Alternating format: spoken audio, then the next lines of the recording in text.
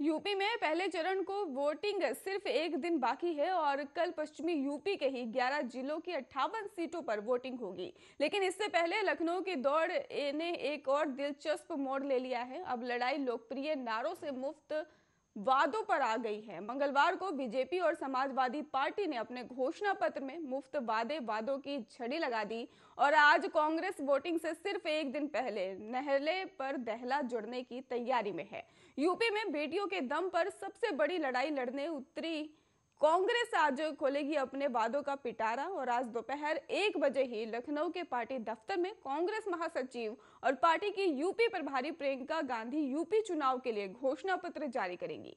इसे उन्नति विधान नाम दिया गया है और इस मौके पर ही यूपी कांग्रेस अध्यक्ष अजय कुमार लल्लू समेत प्रदेश संगठन के तमाम बड़े नेता भी मौजूद होंगे। और यूपी में 33 साल से सत्ता का अकाल देख रही कांग्रेस पहले ही यूपी वोटरों से कई सारे वादे कर चुकी है और कांग्रेस का जोर खासकर महिला वोटरों पर है, जो नई सरकार बनाने में सबसे अहम भूमिका निभाएगी। और यही वजह है कि यूपी की 403 सीटों पर अकेले लड़ रही कांग्रेस ने 40% महिलाओं को टिकट देकर नई राजनीति की शुरुआत की है।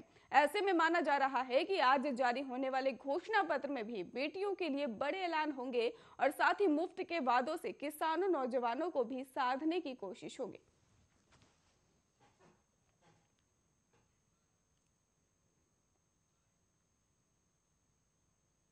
हिजाब को लेकर कर्नाटक में जारी विवाद में ही नोबेल शांति पुरस्कार विजेता और महिला अधिकार कार्यकर्ता मलाला यूसुफजई ने ही खुद कूद गई हैं और उन्होंने इसके लिए ही ट्विटर का सहारा लिया है।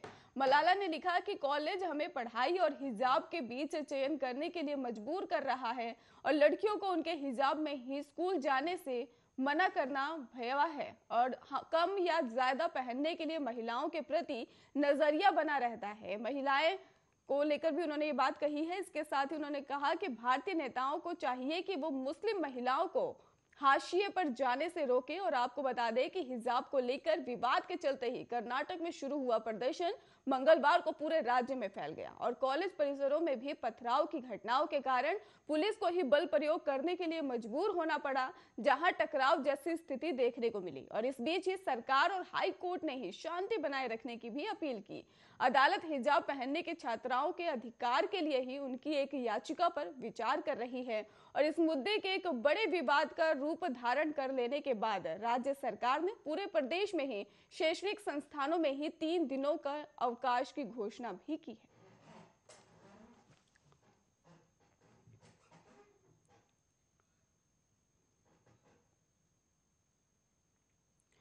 शिवसेना सांसद संजय राउत ने ही मंगलवार को राज्यसभा के अध्यक्ष वेंकैया नायडू को ही पत्र लिखकर कहा कि ईडी उन्हें परेशान कर रही है।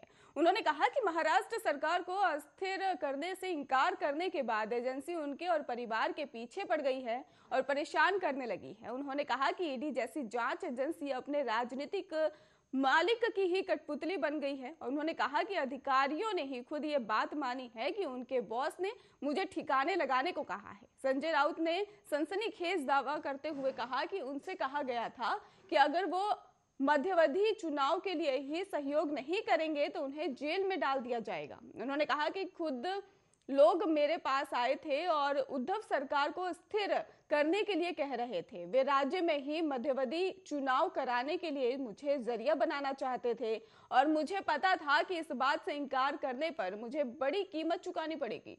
फिर भी मैंने मना कर दिया और मुझसे ये भी कहा गया था कि तुम्हारा हाल वही होगा जो पूर्व केंद्रीय रेल मंत्री का हुआ और वो कई साल जेल में पड़े रहे। बता दें आपको कि इस बात के पीछे उनका इशारा लालू प्रसाद यादव की ओर था।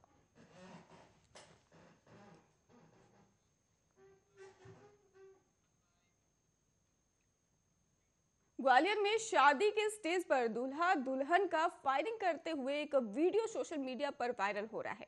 घटना की जानकारी पुलिस को लगने के बाद फिलहाल पुलिस ने दूल्हे की तलाश में जुट गई है और वायरल वीडियो में स्टेज पर खड़े दूल्हा दुल्हन को ही एक शख्स आकर बंदूक देता है और जिससे दूल्हा दुल्हन दोनों मिलकर 2 राउंड हवाई फायरिंग करते हैं।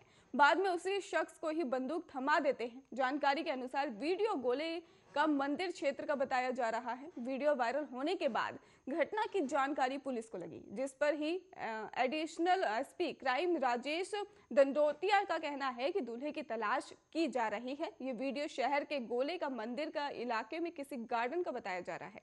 दूल्हे की जानकारी मिलने के बाद उसे गिरफ्तार किया जाएगा। ग्वालियर चंबल अंचल में ही आए दिन इस तरह हवाई फायरिंग करने के वीडियो सामने आते हैं। चंबल के ही युवाओं के बीच हथियार का क्रेज बढ़ता ही जा रहा है। शादी समारोह हो या कोई और खुशी का माहौल, यहाँ लोग हवाई फायरिंग कर अपनी खुशी का इजहार करते दिखाई देते हैं।